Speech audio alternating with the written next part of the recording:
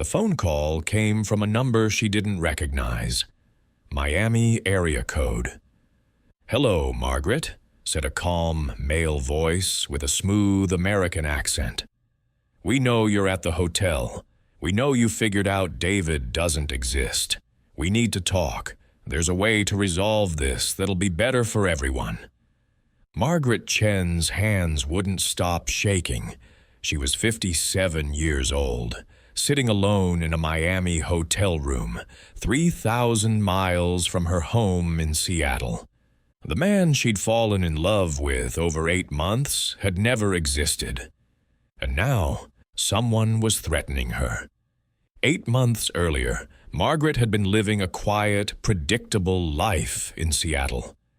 Divorced for 4 years after a 23-year marriage, working as a senior accountant at a tech company downtown, taking care of her aging father on weekends, the occasional dinner with her small circle of friends, lonely but safe.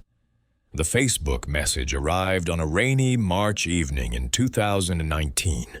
The profile showed a handsome man in his early 50s, salt and pepper hair, confident smile, sharp suit. His name was David Sterling, and according to his profile, he was a real estate developer based in Austin, Texas.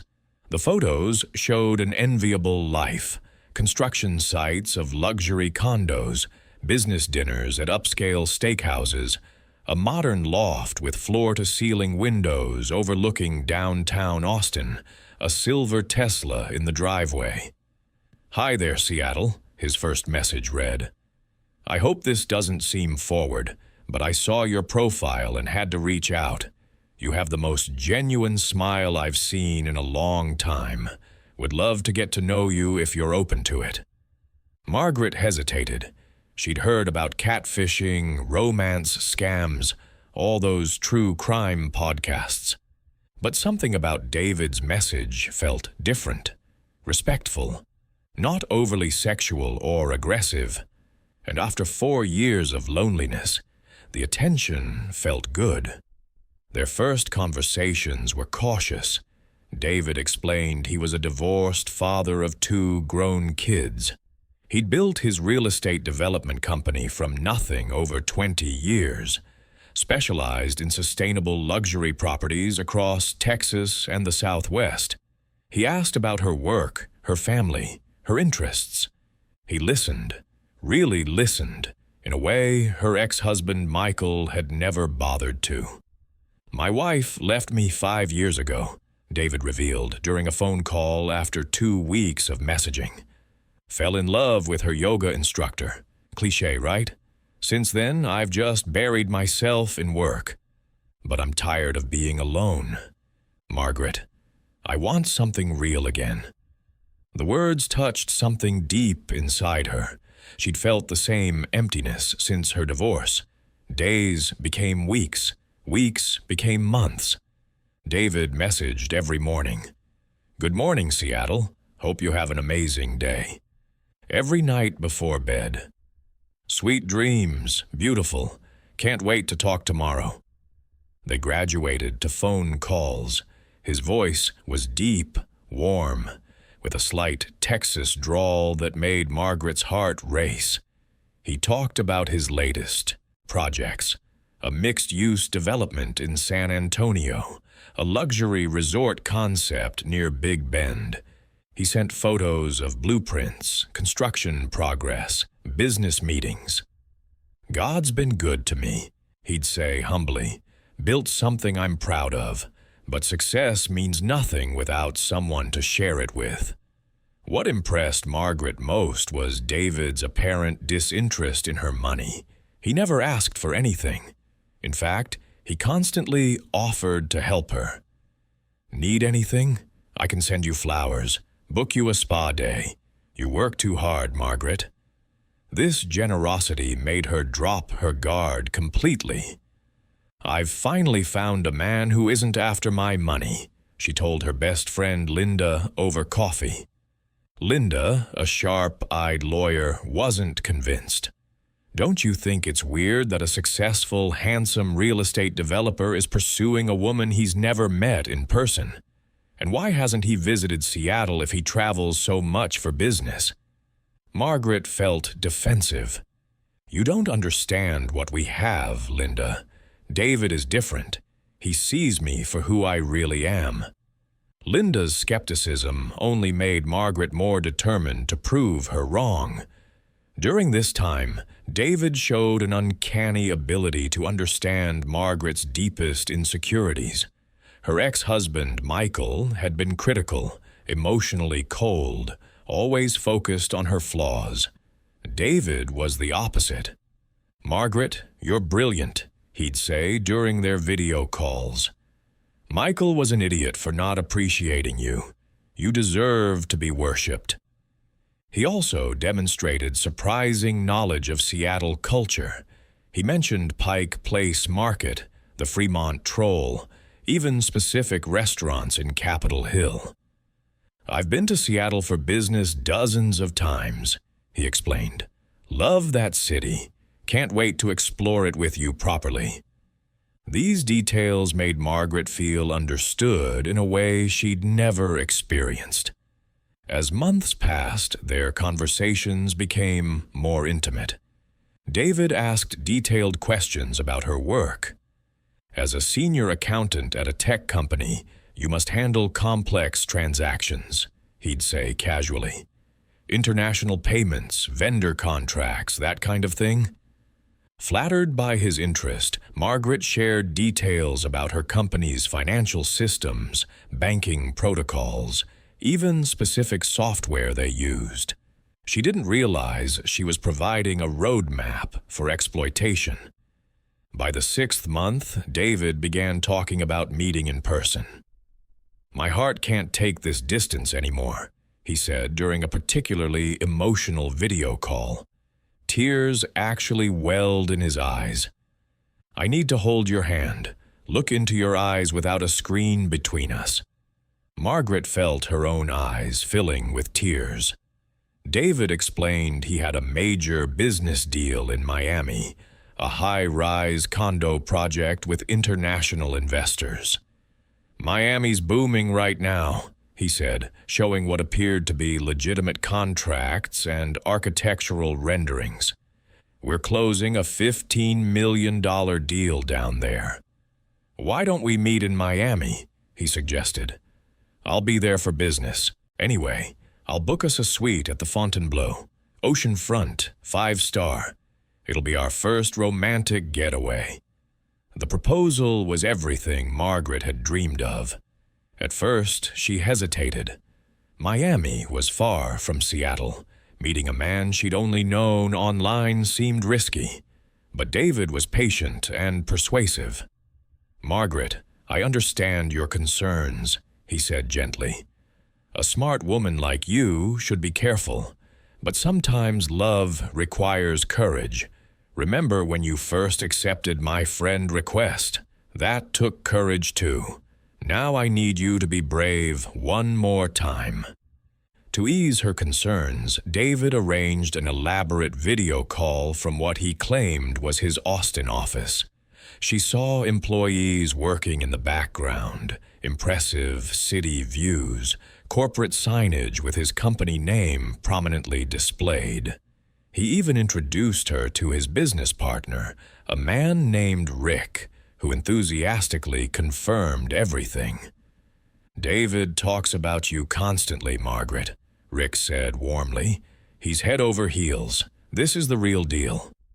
This third-party validation was the final push Margaret needed. When she told Linda she was booking a trip to Miami, her friend's reaction was immediate and intense. "Margaret, this is a scam," Linda said bluntly. "Everything you're describing is textbook romance fraud. Perfect man, rich, love at first sight, taking you to another state where you'll be vulnerable and isolated. Please don't do this." But Margaret was too emotionally invested to hear reason. "You don't understand what real connection feels like," she shot back. "David values me, respects me, wants to build a life with me. I'm finally happy, Linda. Why can't you be happy for me?" Linda's resistance only strengthened Margaret's determination. On August 15th, 2019, Margaret bought her plane ticket to Miami. She requested a week off work, spent over $2,000 on new clothes, got her hair and nails done at an expensive salon. She wanted to be perfect for him. The flight from Seattle to Miami took 6 hours. Margaret couldn't sleep, oscillating between excitement and nervousness. David had messaged her until the moment she boarded. "I can't wait to hold you, Seattle. I'm already at the hotel getting everything ready. Champagne on ice, rose petals on the bed. This is the beginning of our real life together." During the flight, Margaret reviewed all their special moments, the daily good morning texts, the late-night phone calls, the plans they'd made for him to visit Seattle, meet her father, maybe even get married at that little chapel on Bainbridge Island. Everything seemed perfect. The passenger next to her, an older woman returning from a business trip, noticed Margaret's nervous excitement. "First time in Miami?" she asked kindly. "I'm meeting someone special," Margaret replied, unable to contain her smile. "The man of my dreams."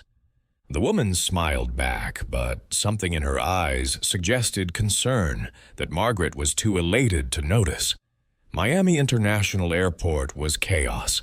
Humid heat hit Margaret the moment she stepped outside. Palm trees, Art Deco architecture, people speaking rapid Spanish and Creole. David had promised to meet her at arrivals near the central fountain. "I'll be holding roses and a sign with your name," he'd said. "You'll recognize me immediately from our video calls." Margaret walked to the designated spot, her heart pounding so hard she could hear it. The arrivals area was packed, families reuniting, taxi drivers holding signs, tourists dragging luggage. Margaret scanned every face, searching for David's familiar features. 15 minutes passed, then 30. Her smile began to falter. Maybe traffic, she thought. Miami traffic is terrible. She sent a WhatsApp message. "I'm here, David, right where we agreed. Where are you? Can't wait to see you." An hour passed, no response. Margaret walked through the entire arrivals area, checked other terminals, asked information desks. No sign of David. Trying to stay calm, she called his phone number. The number she'd called hundreds of times over 8 months. An automated message. "The number you have dialed is not in service." She tried again. Same message. Panic rising, Margaret opened Facebook on her phone. David's profile was gone, completely deleted, as if it had never existed. She checked WhatsApp. Their entire conversation history had disappeared. 8 months of messages, voice notes, photos, all gone. Her hands started shaking violently. "This can't be happening," she whispered. "He said he loved me. We made plans. He showed me his office, his business partner. This has to be a mistake." But deep down, a horrifying truth was beginning to surface. For the next 2 hours, Margaret remained at the airport in denial. She showed printed photos of David to security guards, asked about flights from Austin, tried to find his company website on her laptop. The website was offline. Further searching revealed no company with that name had ever been registered in Texas. Sitting on a hard plastic chair in the airport, surrounded by happy travelers living normal lives, Margaret finally understood. She was alone in Miami, 3,000 miles from home. She'd spent thousands on this trip based on an elaborate lie. The man she loved had never existed. The tears came then. Not just disappointment, but deep humiliation and betrayal. At 57, Margaret Chen had become the victim of an international romance scam. and the nightmare was just beginning. Margaret's first night in Miami was devastating. She checked into the hotel she'd booked. Ironically, David had recommended it. Now she suspected it was part of the scam. The ocean-front room that should have been romantic became her prison of humiliation. During those first hours, part of Margaret still hoped David would show up with an explanation.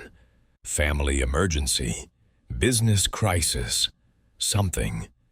She checked her phone obsessively every few minutes, but as hours stretched into deafening silence, Margaret began analyzing the past 8 months with brutal clarity.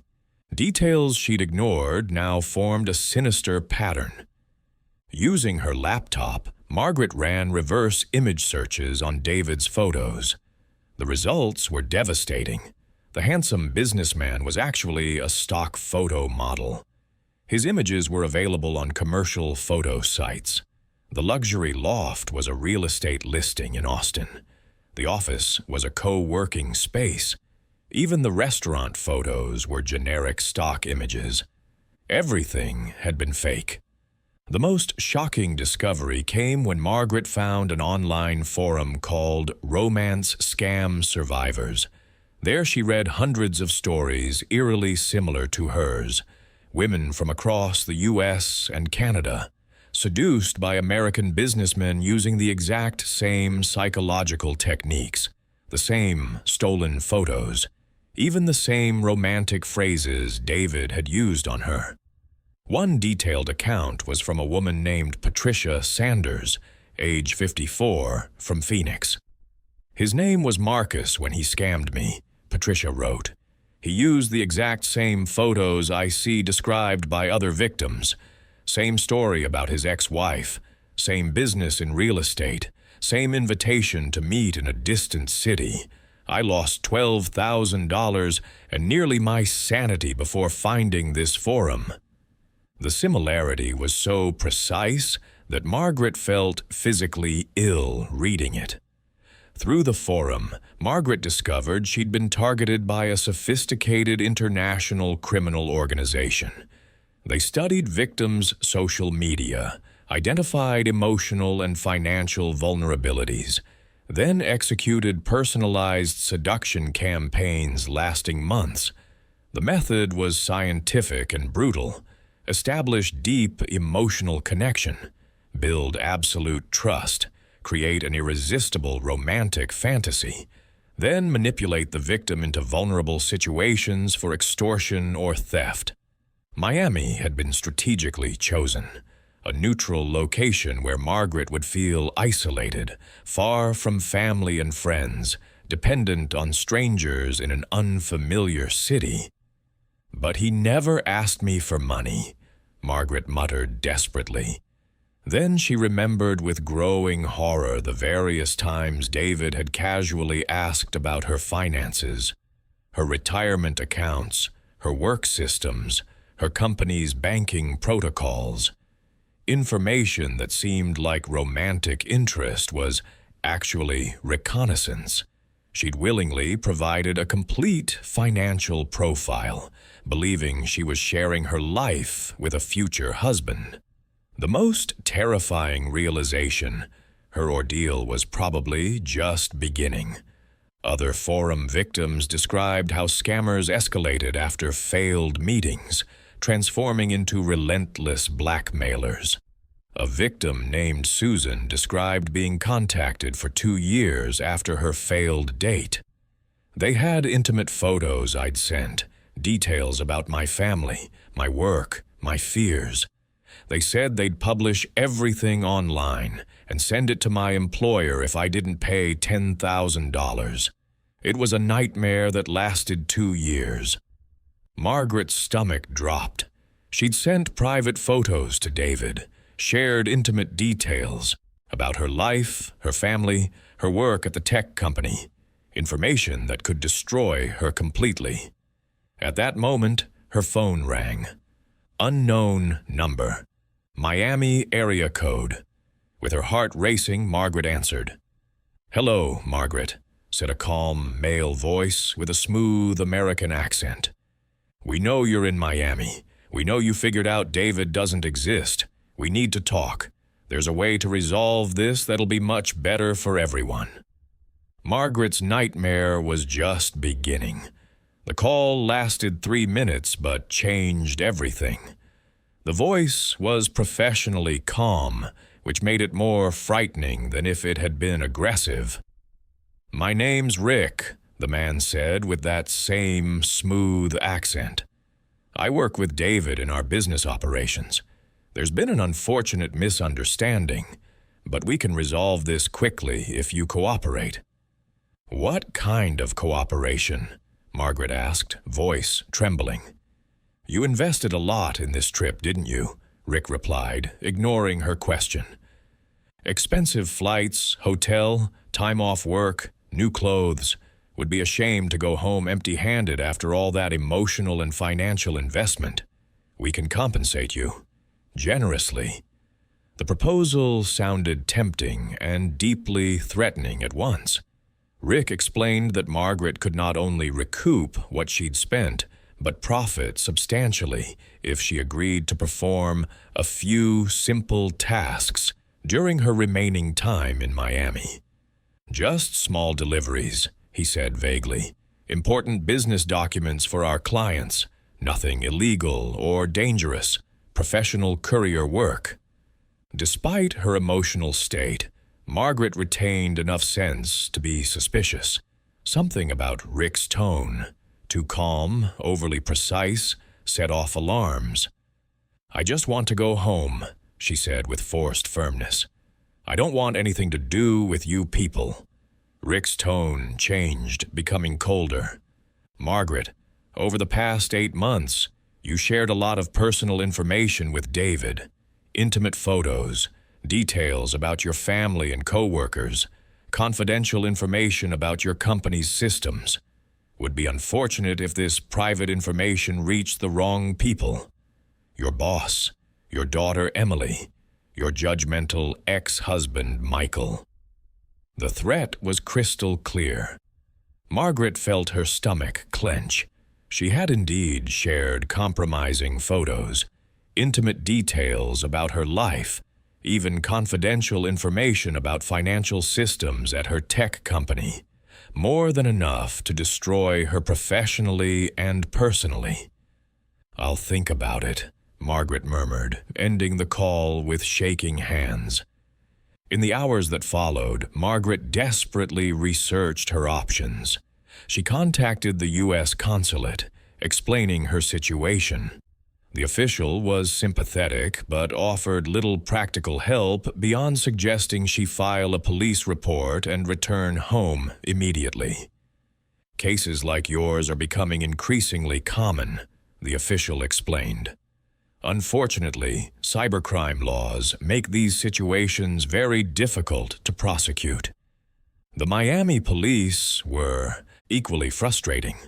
The officer who took her report was polite, but made it clear that without concrete evidence of a crime committed on Miami soil, there was little they could do. "The scam happened online, probably coordinated from another state or country entirely," he explained. "That's outside our jurisdiction." The next day, Rick called again, more direct this time. "You talked to the consulate and visited the police yesterday," he stated. Not a question, a statement, making it absolutely clear Margaret was being watched. "How do you know what I did?" Margaret asked, fear evident in her voice. "Margaret, Miami's a small town when you know the right people," Rick replied coldly. "I strongly suggest you stop making this difficult and consider our offer. It might be your only opportunity to walk away from this with your dignity intact." The terrifying realization that she was being followed added a new dimension of paranoid terror. Every person in the hotel, every stranger on the street, could be connected to the organization that had lured her here. That night, alone and feeling more vulnerable than ever, Margaret made a desperate call to her daughter Emily in Seattle. Emily, a 30-year-old FBI analyst, was both shocked and furious. "Mom, this is way more serious than you realize," Emily said urgently. "These people have detailed information about our entire family. You need to get home immediately, and we need to notify the FBI's Cybercrime Division. This isn't just a romance scam. It's organized crime." But when Margaret tried to change her flight, she discovered a new problem. Her passport had disappeared from her hotel room. A frantic search revealed nothing else was stolen. No cash, no jewelry, no laptop or phone. Only the document that would allow her to leave Miami. Rick's call came exactly 1 hour later. "Your passport is safe with us," he said casually. "It'll be returned once our business arrangement is finalized. Simple matter of 3 or 4 days." Margaret was now effectively a prisoner in Miami, held hostage by a sophisticated criminal organization that had transformed her romantic dream into a nightmare. The phone rang again. This time, Rick had a much more specific and dangerous proposal. Margaret's third day in Miami began with a terrifying clarity about her situation. Trapped without her passport, threatened with blackmail, isolated in a strange city, she finally understood she was dealing with criminals far more sophisticated than she'd imagined. But something had changed in Margaret overnight. Rick's text message instructed her to meet him at a luxury hotel in downtown Miami. "Dress professionally, act natural. Remember, people are watching." The implied threat was clear. The meeting took place in a bizarrely civilized setting that contrasted with the criminal nature of the situation. Rick was an impeccably dressed man in his 40s, expensive suit, could easily pass for a legitimate businessman. They sat in a reserved area of the marble lobby, surrounded by wealthy tourists and business travelers. The normalcy of the environment contrasted brutally with Margaret's desperate situation. "You look stressed," Rick observed with false courtesy. "This doesn't have to be difficult. We're reasonable people doing business." Rick then revealed the true scope of the operation. The organization operated globally, with cells in at least 12 states, specializing in romance scams, money laundering, identity theft, and financial fraud, moving millions annually. Margaret wasn't just a random victim. She'd been specifically selected because of her unique profile. A senior accountant at a tech company with access to corporate banking systems, no criminal record, social credibility that would allow her to move money without arousing suspicion. "Your position at a major Seattle tech firm is extremely valuable," Rick explained with cold efficiency. "Tech companies process millions in international transactions daily, software licenses, contractor payments, vendor services, large transfers that go completely unnoticed." Their plan was to use Margaret as an unwitting financial intermediary for money laundering, exploiting her professional reputation and access to her company's systems. She'd be forced to facilitate seemingly legitimate transfers that would actually launder money from criminal activities. The simple deliveries Rick mentioned were actually transporting cloned credit cards, forged documents, coded instructions for financial transfers, even stolen data. Margaret would return to Seattle carrying these materials, using her respectable appearance as an accountant to pass through airport security without suspicion. "If you cooperate," Rick said with a smile that didn't reach his eyes, "your cut is 5% of each transaction. We're talking thousands per month, way more than your salary. After 1 year of successful cooperation, you're free to walk away. The threats accompanying this offer were explicit. If Margaret refused, not only would all her intimate information be disclosed to destroy her reputation, but the organization would fabricate evidence that she'd willingly participated from the beginning. We have edited records of your conversations promising to help David with his business. Rick lied with conviction. Messages where you express willingness to do anything for him, including things that could be interpreted as criminal conspiracy. Easy to present as evidence of voluntary participation. Margaret felt her world collapsing. The trap was perfect. Any attempt to refuse would result in her complete personal, professional, and legal destruction. As an accountant, any criminal charge, even false, would end her career. As a mother and community member, public exposure would be devastating. "I need time to think," Margaret murmured, desperate to escape. "Of course," Rick replied with a predatory smile. "You have until tomorrow morning. Your passport will be returned once you sign some documents confirming our agreement." That night, alone in her hotel room, Margaret made the most courageous decision of her life. Instead of succumbing, she began meticulously documenting everything. Screenshots of recovered conversations with David, secret recordings of phone calls with Rick using a recording app, detailed descriptions, phone numbers, email addresses, discrete photos of the hotel lobby where they met. Most crucially, Margaret secretly recorded her next phone conversation with Rick using professional recording software. When he called to confirm their meeting, she feigned interest while actually collecting criminal evidence. The next morning, armed with documentation and recordings, Margaret went to the FBI field office in Miami.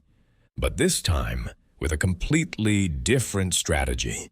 Instead of presenting as a helpless victim, she positioned herself as a voluntary informant with concrete evidence of an active criminal operation.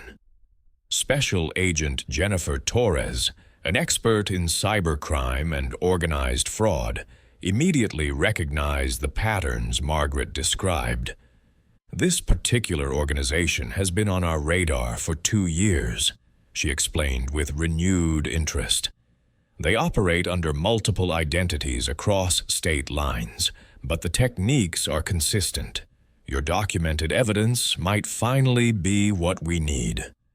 What followed was a carefully coordinated FBI operation. Margaret, now under federal protection, was instructed to attend the final meeting with Rick as planned, but equipped with recording devices provided by the Bureau. The goal: capture Rick admitting specific details about the criminal operation. The arrest was dramatic.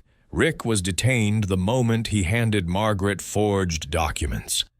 A simultaneous operation at 6 locations across Miami resulted in computers seized, documents recovered, and 12 arrests. 18 months later, back in Seattle, Margaret had become a recognized advocate against romance scams. Her courage in Miami had resulted in the dismantling of one of the largest romance scam operations in the U.S., potentially saving hundreds of other victims. "I thought I was chasing love," Margaret reflects during her educational lectures at senior centers and community groups. "What I found was a brutal lesson in how predators exploit our most basic human need for connection. The emotional scars never fully heal, but I turned my pain into protection for others." She pauses, looking out at the audience of mostly older women, some nodding with recognition, some with tears in their eyes. True love doesn't require you to travel across the country to meet a stranger. It doesn't ask for bank account details. It doesn't isolate you from friends who care about you. And most importantly, Margaret says, her voice strong and clear. True love never, ever requires you to sacrifice your safety to prove your devotion. The room erupts in applause. Margaret smiles. She'd survived, and now she was making sure others would too.